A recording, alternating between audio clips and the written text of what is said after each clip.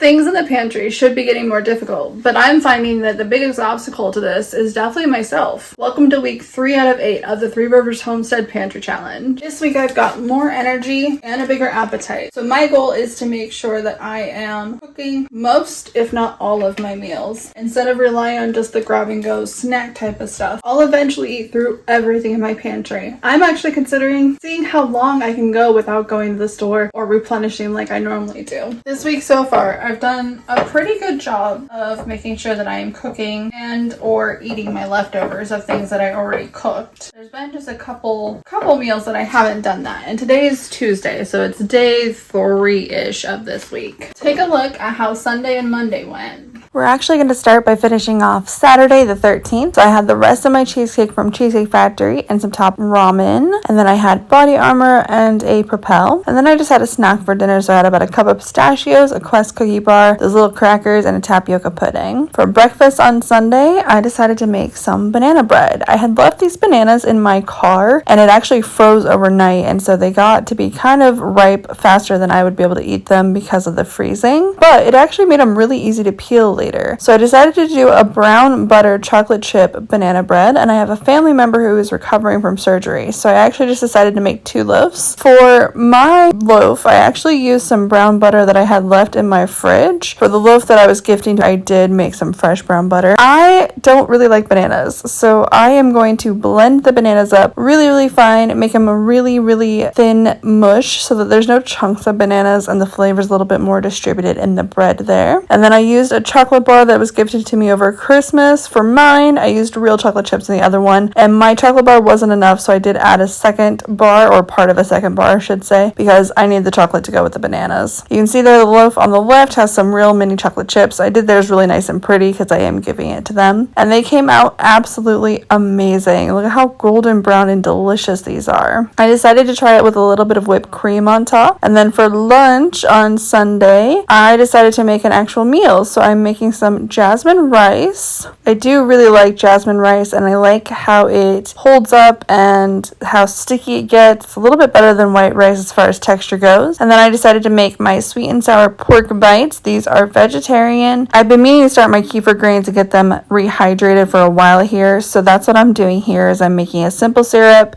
out of 2 tablespoons of light sugar, 2 tablespoons of dark sugar. I didn't have a dark brown sugar, I only had a light brown sugar, so I added some molasses as well. And this kit actually comes with a certificate of adoption as well as the instructions, and is really cute, so I have linked it in the description down below. And then to balance out my sweet and sour pork and rice, I am going to have some green beans. Continuing with that simple syrup mixture, I want to make sure that everything's all melted down, and then I'm going to add that into 3 cups of distilled water. I'm flipping these about halfway through because they do need to be crispy on all sides. I am going to smother them in some sauce, and flipping them really helps them to be a more even cook and not be soggy on one side or the other. And after I've got that syrup added in there, I'm going to add my kefir grains, and these are going to sit for 48 to 72 hours just for that rehydration process. The rice turned out so nice and fluffy. I had such a good time eating this meal. It was really delicious. I love watching the steam come off of these.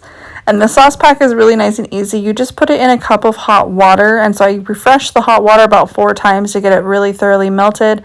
And then I'm just going to coat these really well. I have found that the sauce thickens up the longer that you stir it for, and I really want to make sure that every piece absorbs the same amount. And then I decided to use my meal prep containers because I made a ton of rice and I did not need to eat all of the pork bites in one go.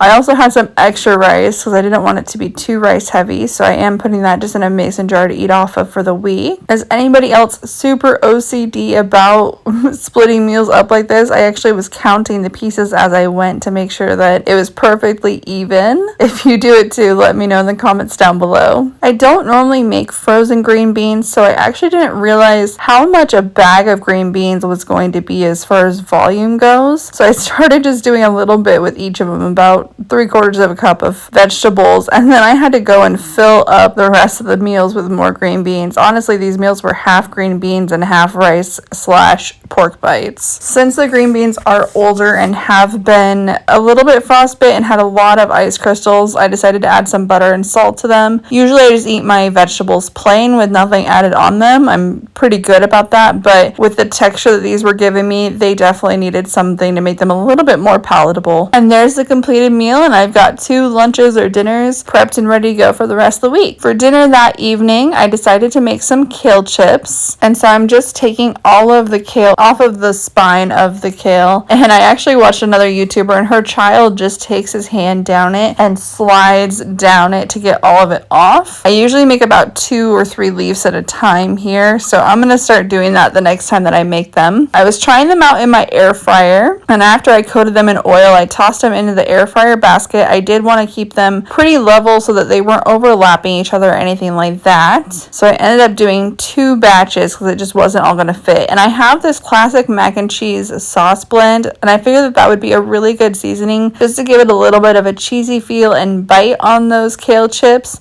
Usually I just do some regular salt and pepper, and they're delicious. And then with that, I wanted to make some of the Hawaiian rolls. And this time, instead of cooking them all up to eat over the next week and just reheat them already cooked, since I was using my air fryer, I decided to actually just do a small portion of them. So I just made 2 rolls, the 2 that I was going to eat for today. And then the remainder of the dough, I actually put back into the fridge in a Ziploc bag and was able to use that throughout the week. Anytime that I make these croissant rolls, I like to put cheese in them. Growing up, I would actually do meat and cheese, and I think that they have gotten a whole lot smaller because they do not hold as much stuffing as they used to. The first batch of kale chips I did burn. They were just too dark for me to be able to eat, so I dropped the temperature and the amount of time on this second batch so that I could make sure that I was at least going to eat some of them. I hate that I have to waste food sometimes. Honestly, I really hate wasting food, but burnt food is an absolute no-go for me. I decided to have some hot chocolate mix with this too, and funny thing is I spent all this time preparing it and then I left it on the table and did not even drink it. The second batch of kale chips were still a little bit dark, but they were still edible, so I did manage to eat they were mostly charcoal if we're being honest. So then you just roll up those croissant rolls, and I like to squeeze the edges shut a little bit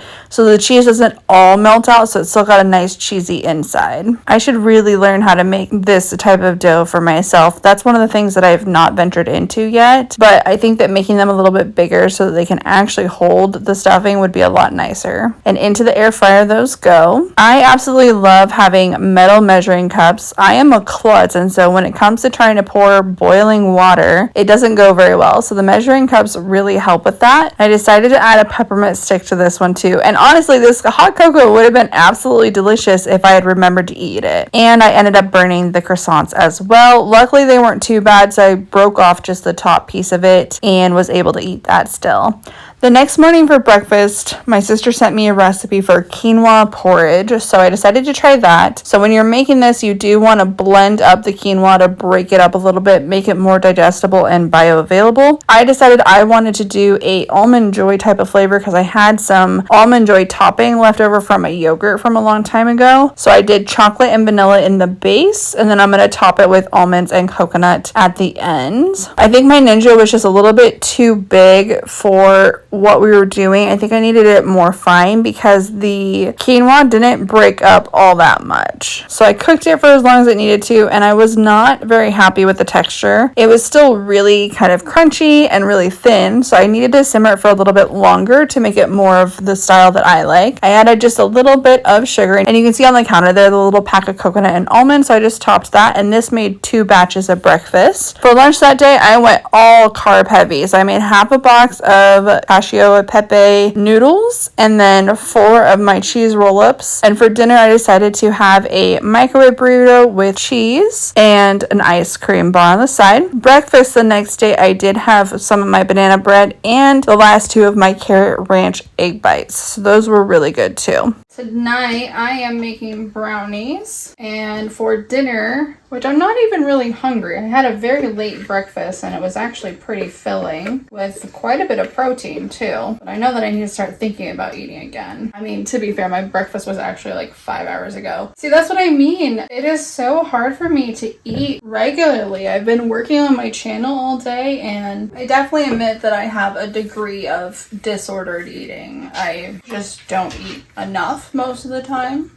Right now, all I want for dinner is French fries and broccoli. I've always known that I didn't eat super consistently. It really wasn't until documenting it the last 3 weeks that I realized just how irregularly I eat. It's certainly not intentional, and it doesn't come from a place of feeling like I have to lose weight or anything like that. I just don't really get hungry or think about food if I'm focusing on other things. A lot of times I get absolutely starving at that point, which is why I'm trying to prevent that from happening right now. For the most part, it's just not something that really crosses my mind very often. And that's probably a big part of why I lean into convenience foods, because I really don't think about it until I am starving. And then I go, oh, well, it's too late for me to do anything else, so I might as well eat something up. So this week I'm being very intentional and going to actually do the pantry challenge correctly, cook through things that I have in my pantry. And apparently my potatoes are going to be done for sooner than I would like. I have a whole bag.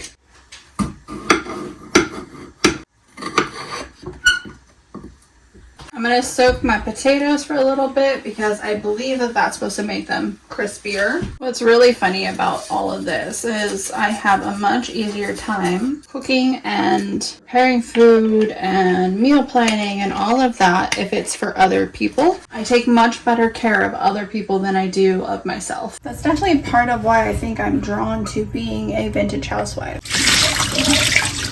It gives me the opportunity to really be able to take care of other people and to be of service to them. And that's a really strong desire and a really strong innate personality trait of mine. I don't really know how to correctly make French fries.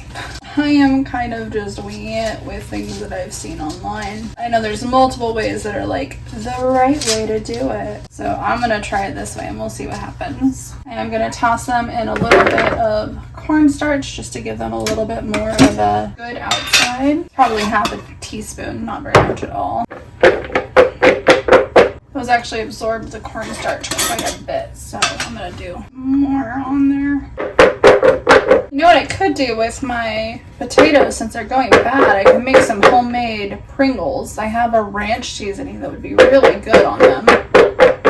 So I got them pretty well coated, all super evenly. Something said to also coat them in oil. I don't know if I want to.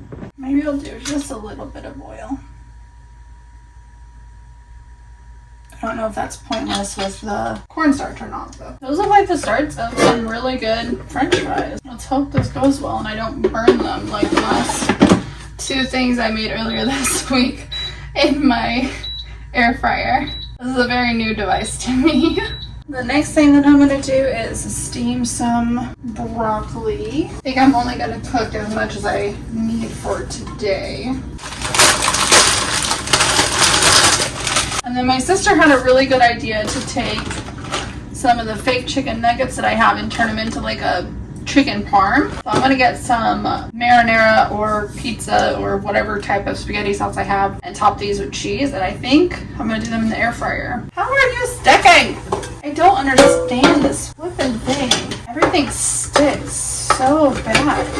These were coated in oil and I oiled the base of it. Oh, I need to make some fry sauce too. I actually found that I have a chipotle aioli.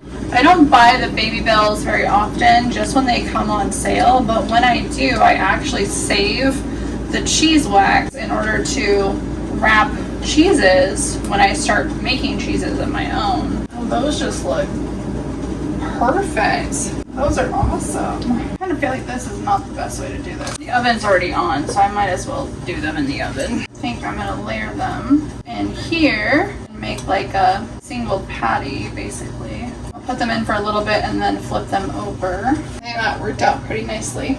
My sister is laughing at me regularly because I use my mason jars for literally everything.